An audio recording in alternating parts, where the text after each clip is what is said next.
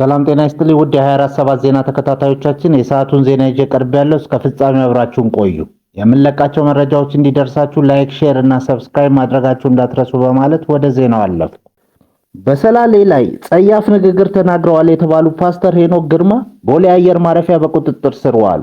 ታዋቂው የፕሮቴስታንት እምነት መሪ ፓስተር ሄኖክ ግርማ ከአንድ ወር በላይ በቆየው የውጭ ሀገር ቆይታቸው ወደ ኢትዮጵያ ሲመለሱ ትላንት ከሰዓት በቦሌ ዓለም አቀፍ አውሮፕላን ማረፊያ በጸጥታ ኃይሎች በቁጥጥር ስር መዋላቸው ታውቋል። ፓስተር ሄኖክ በቁጥጥር ስር የዋሉት ከጥቂት ወራት በፊት በሰሜን ሸዋ ሰላሌ ሕዝብ ላይ የሰነዘሩትን እና ጸያፍ ተብሎ የተፈረጀውን ንግግር ተከትሎ መሆኑ ተረጋግጧል። ይህ ንግግር በወቅቱ በሕዝቡ ዘንድ ከፍተኛ ቁጣን ቀስቅሶ እንደነበር የሚታወስ ሲሆን ጉዳዩ በሕግ እንዲታይም ጥያቄዎች ሲቀርቡ ቆይተዋል። ፓስተሩ ንግግሩ ያስከተለውን ቁጣ ተከትሎ በቪዲዮ የታጀበ የይቅርታ መልእክት አስተላልፈው ነበር። ጉዳዩን በሰላማዊ መንገድ ለመፍታት በአባገዳዎች በኩል የሽምግልና ጥረት ተጀምሮ እንደነበር መረጃዎች ያመለክታሉ። ላለፉት ሳምንታት በአሜሪካ ከእናታቸው ጋር ቆይታ አድርገው ትላንት ወደ ሀገር ቤት መመለሳቸው ታውቋል። በአሁኑ ሰዓት በፌዴራል ፖሊስ ቁጥጥር ስር የሚገኙት ፓስተር ሄኖክ ወንጀሉ የተፈጸመበት ወይም ቅሬታው የቀረበበት ክልል በመሆኑ ለሰላሌ ፖሊስ ተላልፈው እንደሚሰጡ ይጠበቃል። ይህ ክስተት በማህበራዊ ሚዲያ አንቂዎች፣ በሃይማኖት መሪዎች ዘንድ የንግግር ነፃነትና ኃላፊነት በሚል ርዕስ ጉዳይ ላይ ሰፊ ውይይት እየቀሰቀሰ ይገኛል። ፓስተር ደረጀ ታፈሰ የኢትዮጵያ ወንጌላውያን አብያተ ክርስቲያን ኅብረት ፕሬዝዳንት ሆኑ። የኢትዮጵያ ወንጌላውያን አብያተ ክርስቲያን ኅብረት ባካሄደው ጉባኤ ፓስተር ደረጀ ታፈሰ ፓስተር ጻድቁ አብዶን በመተካት የኢትዮጵያ ወንጌላውያን አብያተ ክርስቲያን ኅብረት ፕሬዝዳንት ሆነው እንዲመሩ እንደመረጣቸው አስታውቋል። የኢትዮጵያ ወንጌላውያን አብያተ ክርስቲያን ኅብረት ትላንት ጥር 20 ቀን 2018 ዓ.ም ባካሄደው 40ኛው ጠቅላላ ጉባኤ የኃላፊነት ዘመናቸውን ባጠናቀቁ ፓስተር ጻድቁ አብዶ ምትክ ነው ፓስተር ደረጀ ታፈሰን ፕሬዝዳንት አድርጎ የመረጣቸው። ፓስተር ደረጀ ከዚህ ቀደም በኅብረቱ የሚሽን እና የቲዮሎጂ መምሪያ ዳይሬክተር ሆነው ሲሰሩ መቆየታቸው ተነግሯል። ፓስተር ጻድቁ አብዶ በበኩላቸው ላለፉት 10 ዓመታት ኅብረቱን በፕሬዝዳንትነት የመሩት ሲሆን በስልጣን ሽግግር ላይ ባደረጉት ንግግር መላው የኅብረቱን አመራሮችና አባላቶች በማመስገን ለተመረጡ የኅብረቱ ፕሬዝዳንት መልካም የአገልግሎት ዘመን እንዲሆን ተመኝተዋል። ጠቅላይ ሚኒስትር አብይ አህመድ ከአሜሪካ ምክትል የውጭ ጉዳይ ሚኒስትር ክሪስቶፈር ላንዳው እና ከአሜሪካ አፍሪካ እዝ አዛዥ ጄኔራል ዳግቪን አንደርሰን ጋር ተወያዩ። ጠቅላይ ሚኒስትር አብይ አህመድ በማህበራዊ ትስስር ገጻቸው ባሰፈሩት መልእክት በጽሕፈት ቤታችን ከተገኙት ቲላንዳው እና ከጄኔራል ዳግቪን አንደርሰን ጋር ተወያይተናል ብለዋል። አክለውም ቀጣይነት ያለው ትብብርና መከባበርን አጽንዖት ለሰጠው ደማቅና ገንቢ ውይይታችን ምስጋናዬን አቀርባለሁ ሲሉ ገልጸዋል። እገታ በመፈጸም 400 ሺህ ብር ተቀብለው ታጋቾችን ሲለቁ የነበሩት ግለሰቦች በእስራት ተቀጡ። በኦሮሚያ ክልል ሰሜን ሸዋ ዞን ወረጃርሶ ወረዳ ውስጥ በዘረፋና ሰውን አግቶ በመውሰድ ገንዘብ የሚቀበሉ 2 ወጣቶች በእስራት ተቀጥተዋል።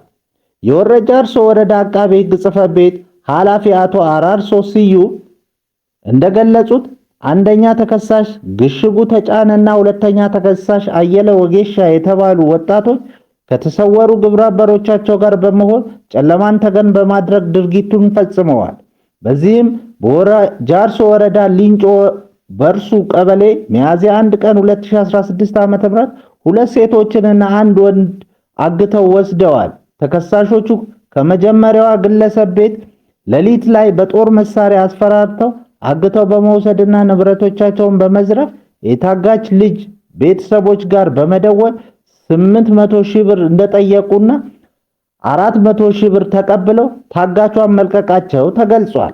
በተመሳሳይ ሰዓትና ቀን ሌላ ሴት ልጅና 1 ወንድ በመሳሪያ አስፈራርተው አግተው በመውሰድ ንብረት እንደዘረፉ ተናግረዋል። ተከሳሾቹ ወደ ሁለተኛዋ ታጋች ቤተሰብ በመደወል ተመሳሳይ 800 ሺህ ብር የጠየቁ ሲሆን ከዚያ ውስጥ 400 ሺህ ብር ተቀብለው ታጋቿን እንደለቀቋት ገልጸዋል።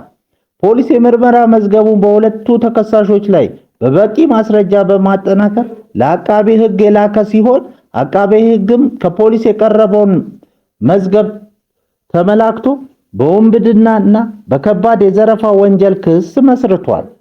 በአቃቤ ሕግ የተመሰረተውን ክስ የተመለከተው የወረ ጃርሶ ወረዳ ፍርድ ቤት ሰሞኑን በዋለው ችሎት አንደኛ ተከሳሽ ምሽጉ ተጫነ በ9 ዓመት እስራትና በ200 ሺህ ብር መቀጮ እንዲሁም ሁለተኛ ተከሳሽ አየለ ወጌሾ በ6 ዓመት ከ4 ወር እስራት እንዲቀጣ የወሰነባቸው መሆኑን አቶ አራርሶ ስዩም ተናግረዋል። በሌላ ዜና በኮሎምቢያ የተከሰከሰው አውሮፕላን 15 ሰዎች ሕይወት ቀጠፈ።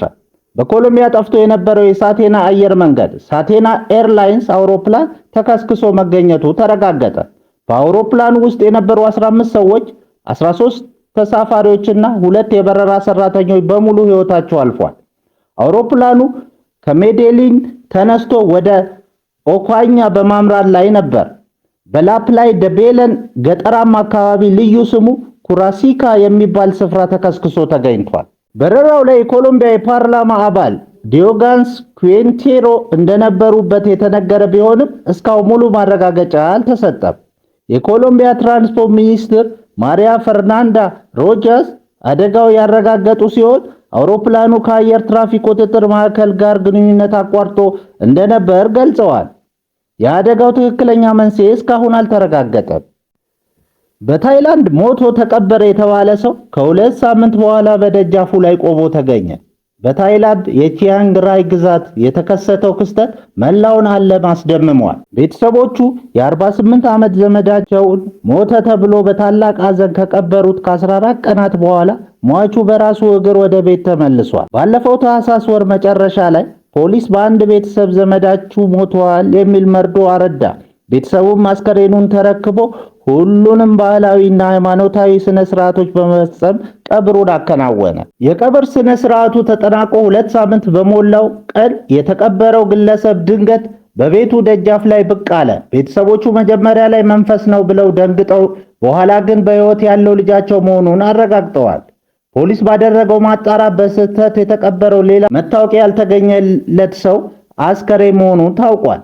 ታይላንድ ውስጥ እንዲህ ያለ ነገር ሲከሰት የመጀመሪያ አይደለም። ከዚህ ቀደም የ85 ዓመቷ ሰርቫዳኖ ብራቫ ሞቱ ከተባሉ ከ40 ደቂቃ በኋላ የቀብር ስነ ስርዓታቸው እየተዘጋጀ ባለበት ወቅት በድንገት ከተኙበት ተነስተው በመቀመጥ አዘጋጆቹን አስደንግጠዋል።